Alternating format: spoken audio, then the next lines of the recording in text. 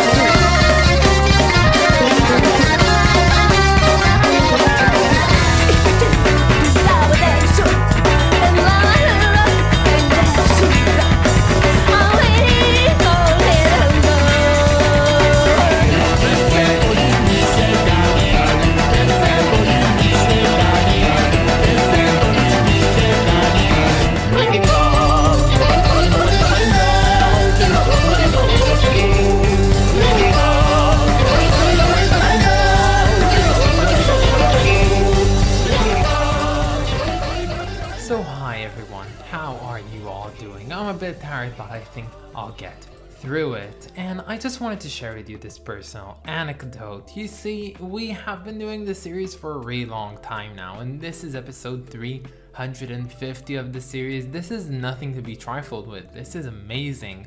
And by the way, it just leads me to remember that I never really pointed out the fact that we reached 600 subscribers, so thank you so much everyone. I just love you all so much. And while going through this entire series, I have these moments where I just sit down and reflect upon everything that I've gone through. And with today's album of topic, I feel like I'm reminded of the journey that I've gone through. You see, when I began making this series in the January 1st, of course, of 2022, I knew not anything of Zool music. Well, I just simply didn't know. I didn't know what the genre sounded like. I knew that there was a thing called magma and like commando destructive something, but yeah, that's about all that I knew. And the series, the randomization of the list, just decided that I was going to be acquainted with it right away on episode 22. In fact, with the first ever Zool album that I've listened to being Unger Shispa by Koenjihyakkei. And well, since throughout the year I've been acquainted with several Zool acts, some of them of course being Magma, as well as Eschaton, Universal Total Orchestra, and of course Koenjihyakkei, a band that went from being entirely obscure and unknown by me to being a band that is personally my favorite of the Zool type, and one that I almost know all of its discography. You know, 4 out of 5 albums is quite a bit. And the thing is, in chronological order of their albums, I listened to them in the order that follows. Firstly to their fourth album, then to their second, then moving on to their fifth and last one, and now coming back to their third.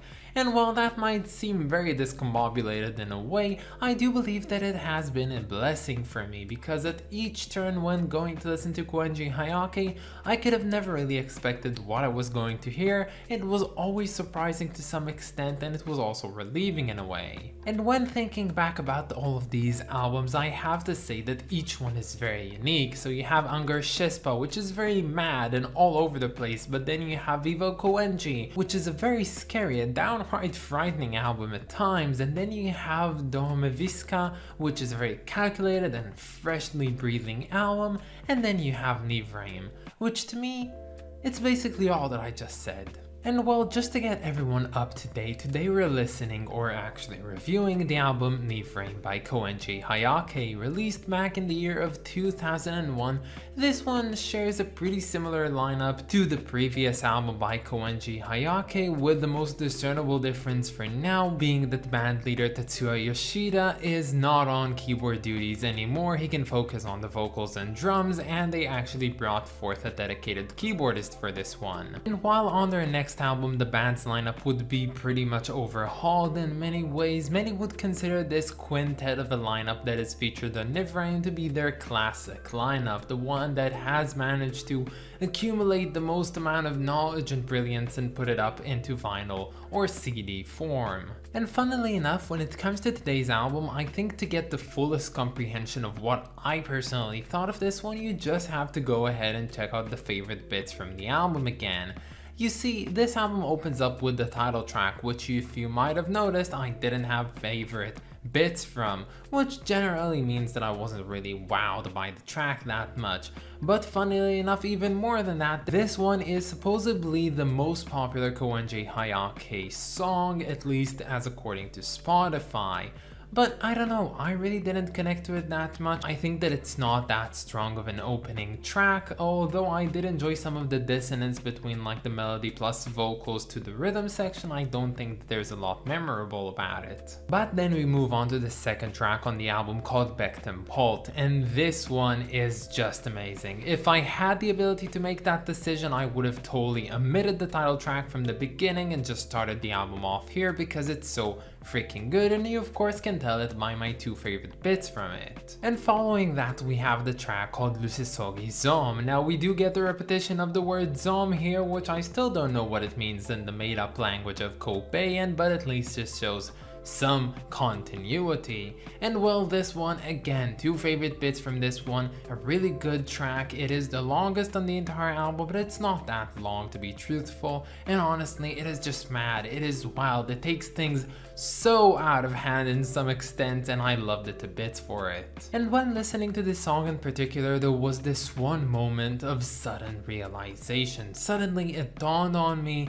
that the vocals that I was hearing were done by Tetsuya Yoshida. Now that might not sound to you like a lot, but then you start reasoning with the fact that he's also drumming one of the most complicated drum beats that you can ever imagine in a Zool context. So he basically does the two together. What an underappreciated musician, honestly. It just amazes me thinking that there are people in the world that doesn't know about him and what he's capable of doing, and this song, much like a lot of others from Koenjihyakkei's discography, exemplifies it so freaking well. Now, while at that moment I did choose Lusisogi Zom to be my favorite track from the album, I went on listening to the album, and of course there was Viska Gil, yet another great track with one favorite bit. But then of course I found my actual favorite track from the entire album, called Medero Paskir. Now this one you might be, looking at it oddly, because it's not the most up there wild, you know, very highly progressive experimental jazz fusion whatever track that you get from Zool, but instead it's something a bit more simple and a bit more playful, and to me at least I love it whenever Koenjihyakkei go into this direction, and we've seen some of this on Doremi Vishka, but honestly here it just feels so well put together and I loved it a bit, and it definitely shows that Zool doesn't have to be your over-the-top people screaming in operatic form to actually make up Zool music. You can do a lot of different things, like Four Visions by Eschaton, which took the idea of the genre to a completely new direction, and songs like this one definitely remind me that this is such a unique genre that can stretch out in so many ways, and that's why this one's my favorite from the album. Now the next song on the album, called Aksal Hask, is yet again one that I really enjoyed. Again, two favorite bits, you know the drill. But then something happened. There was finally this first track, which of course not including the title track, which I personally didn't enjoy that much, and that one was called Mashavos. Now consider the following. By this point this album is already about 45 minutes in, and well, to be perfectly honest, I could have just used the fact that we've so far had such a great time to end this album off here and, you know, just have it end basically, but unfortunately that's not what happens in this case, and the album just continues onwards into territory which I would deem unnecessary. Mashtafos is just one of those tracks that goes in many different directions and explore different ideas, but the fact of the matter is it's not because it's very creative and effervescent and interesting, but it just sounds like we've ran out of ideas, so we're gonna try so many things and hopefully something works, and let me tell you a secret, it doesn't. And the same goes for the track that comes right after it, being Gastrum. Again, very needless track on the album, no favorite bits from this one, but in a very odd way this album does end with a really good track, which I have two favorite bits from, called Valserem Dos. This one is actually pretty nice, but I think that I would also have omitted this one if it meant just ending this album at the 45-minute mark and having it be completed as one really cohesive and solid piece. But yeah, to conclude Nivraym as an album, I do believe that it's a really good album, and it has like 40 consecutive minutes of just really good, almost masterpiece like progressive rock, or Zool should I say.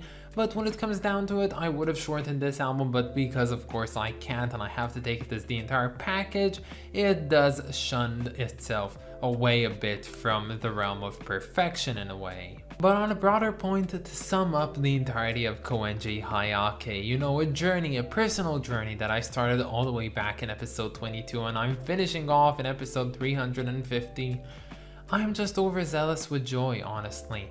Such a cool band, my personal introduction to the Zool genre. I will forever be grateful for it. It's such an interesting thing. I don't think that I chose any of their albums as like being perfect albums, but they're definitely a really close to perfect band, and of course seeing them live is probably a whole different experience, which hopefully I'll get to doing sometime in the future. But for now I just want to say, an amazing band, definitely an underrated band, doesn't get enough if any reviews over here on YouTube, and honestly it should be more recognized. But for now, let's finish this off by talking about this album's cover. So pardon my Japanese here, but I don't like this cover. But firstly, I will say this, I love the fact that Koenjihyakkei are still blasting it forward with staying consistent and always having these Japanese traditional motifs on their album covers. This one definitely is and feels very much Japanese, and of course they've done it many times now and it always looks original and refreshing and new, with of course the prime example being Doremi Vishka with its absolute masterpiece of an album cover. But this one, I don't know, I just don't really like it that much. I like the idea behind it, but I feel like the execution just doesn't work out for me. The kaleidoscopian type of image is cool, but I feel that it just deprives this cover from having any real focal point to it, and the middle doesn't really suffice that much, especially if you don't know how to read the letters themselves. And of course you have the whorish shade of green that is found all around this album cover. I don't like it, and it definitely just ruins the experience for me. But yeah, and speaking of it, by the way, you might know this cover is one with the name of the band written in English below the name of the album, and yeah, that's definitely a different version of this cover. I just assumed that this one would be more the original in a way, so I put it here, but I guess it doesn't really matter that much. So considering the fact that this album has some pretty clear downsides that have taken it down from perfection zone, it is pretty impressive to note that this album will still be receiving a very high rating of 8 out of 10. But that's about it, guys. I hope that you enjoyed this video, and stay tuned for tomorrow because we're going to be listening to Pedal Giant Animals by Pedal Giant Animals. I of course want to thank my lovely supporters over on Patreon, so thank you so much to Clay Wan, Arist of Kings, and Lindsay Haycox. You guys are just the best. And if any of you want to support me over on Patreon, you can find the link down in the description or in my About page. But that's about it, guys. Have a wonderful day, and I'll catch you all tomorrow. Bye, guys.